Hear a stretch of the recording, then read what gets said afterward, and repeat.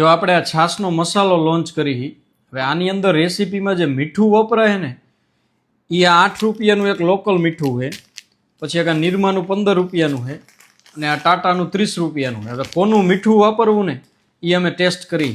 જો આ ટાટાનું મીઠું છે, જો આ 8 રૂપિયાનું કિલો મીઠું છે અને આ નિરમા આ 15 રૂપિયાનું કિલો મીઠું છે. ટાટા અને નિરમા લગભગ સેમ લાગે છે મીઠું.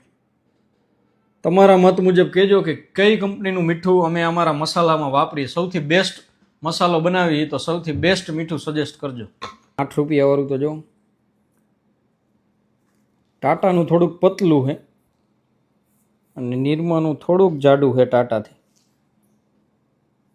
હવે ટેસ્ટમાં રિપોર્ટ કરાવી તો ખબર પડે બેયના.